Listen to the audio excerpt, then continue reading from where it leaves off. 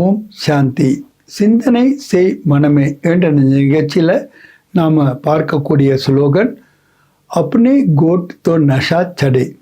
அதாவது நாம் மனன் சிந்தனை செய்வதன் மூலமாகத்தான் பிராப்திகளை அடைய முடிகின்றது என்பதை தான் பார்க்க போகின்றோம். அது இன்னொரு விதத்தில் பாபா சொல்லுவார், எந்த சாக்குக்குள்ளே என்ன இருக்கோ அது அதுக்கு தான் தெரியும் என்று. அதே மாதிரி தான் நம்ம ஞானத்தை கேட்டால் மட்டும் பத்தாது, வெறுமனே ரிப்பீட் பண்ணால் மட்டும் பத்தாது, அதை மனனம் செய்யக்கூடியவர்களாக இருக்க வேண்டும். அதுக்கு தான் பாபா ஒரு ஈஸியான விதிமுறையை நமக்கு சொல்லி கொடுத்திருக்கின்றார். அது என்ன என்றால், எப்படி ஒரு மாடு வேகமாக சாப்பிடுகிறது, ஆனால் திருப்பி ஒரு இடத்துல உட்கார்ந்து அதை அசை போடுகின்றது, அதற்கு பிறகுதான் அதை ஜீரணம் பண்ண முடிகின்றது, அந்த உணவிலிருந்து அது சக்தியை பெற முடிகின்றது. அதே மாதிரி தான் ஞானத்தை நம்ம சிந்தனை செய்பவர்களாக இருக்க வேண்டும். அதனால்தான் இந்த நிகழ்ச்சிக்கே நாம் சிந்தனை செய் மனமே என்று வைத்திருக்கின்றோம். ஆக ஞானத்தை நாம் சிந்தனை செய்யும் பொழுதுதான் அந்த பொக்கிஷங்களை நம்முடையதாக நாம் ஆக்கிக்கொள்ள முடிகின்றது. பாபாட்ட என்னெல்லாம் பொக்கிஷங்கள் இருக்கின்றன? துக்கமோ அசாந்தியோ கவலையோ வெறுப்போ கிடையாது. அதுக்கு பதிலாக அனைத்து குணங்களும் தெய்வீக குணங்களும் தான் இருக்கின்றன. உதாரணமாக ஞானம் இருக்கிறது, அன்பு இருக்கின்றது, பணிவு இருக்கின்றது, மகிழ்ச்சி இருக்கின்றது, நிறைவு இருக்கின்றது, தைரியம் இருக்கின்றது. இப்படிப்பட்ட அனைத்து பொக்கிஷங்களையும் நாம் நம்முடையதாக ஆக்கி கொள்ள வேண்டுமென்றால் மனன் சக்தி, சிந்தனை செய்யக்கூடிய சக்தி நமக்கு அவசியமாக இருக்கின்றது. யார் ஒருவர் ஞானத்தை சிந்தனை செய்கின்றார்களோ அவர்களிடம் மகன் அவஸ்தா, மூழ்கின்ற அவஸ்தா என்பது சுலபமாக ஆகிவிடுகின்றது.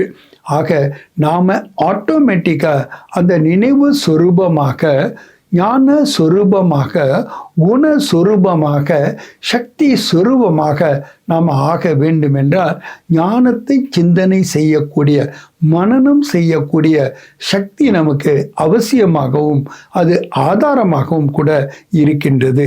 ஆக எந்த அளவுக்கு நாம் இந்த பொக்கிஷங்களை மனனம் செய்கின்றோமோ அந்த அளவுக்கு தான் அதை நமக்குள்ள ஐக்கியப்படுத்தி கொள்ள, சமானா நிறைத்து கொள்ள முடிகின்றது என்று பாபா கூறுகின்றார்.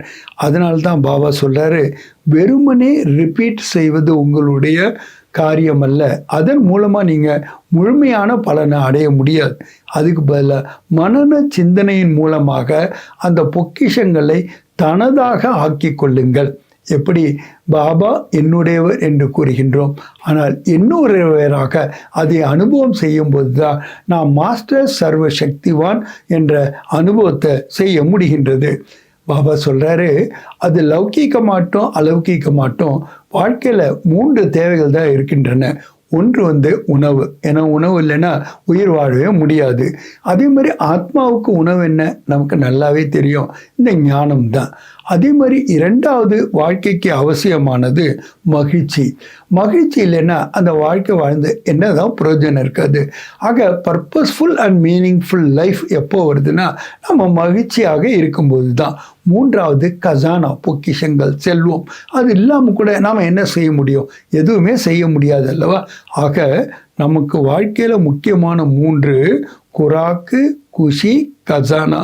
இந்த 3லையும் இந்த அலௌகிக்க குடும்பத்தில் கூட, வாழ்க்கையில் கூட நாம் இந்த 3ம் நிறைந்தவர்களாக நாம் இருக்க வேண்டும் என்றால் நமக்கு கிடைத்திருக்கின்ற இந்த பொக்கிஷங்களை நாம் சரியாக பயன்படுத்துபவர்களாக இருக்க வேண்டும். ஞானத்தை சிந்தனை செய்து அதன் மூலமாக அதை தனதாக ஆக்கிக்கொள்ள வேண்டும். யோகத்தின் மூலமாக நாம் தூய்மையானவர்களாகவும் பழைய கணக்கு வழக்குகளை எரிக்கக்கூடியவர்களாகவும் இருக்க வேண்டும். தாரணையின் மூலமாக குணமூர்த்திகளாக நாம் ஆக வேண்டும். சேவையின் மூலமாக தான், தன்னலமற்ற சேவையின் மூலமாக ஒவ்வொரு வினாடியையும் கூட, ஒவ்வொரு சங்கல்பத்தையும் கூட நாம் சஃபல் பண்ணி அதன் மூலமாக சஃபல்தா அடையக்கூடியவர்களாக ஆகின்றோம். அதனால்தான் பாபா சொல்கிறாரு, குஷி என்பது ஒரு சாகசமான விஷயமாக இருக்கின்றது. அதுக்கு ரொம்ப ஈஸியான வழி என்னென்னா, நீங்கள் பிஸியாக இருந்தாலே போதுமானது.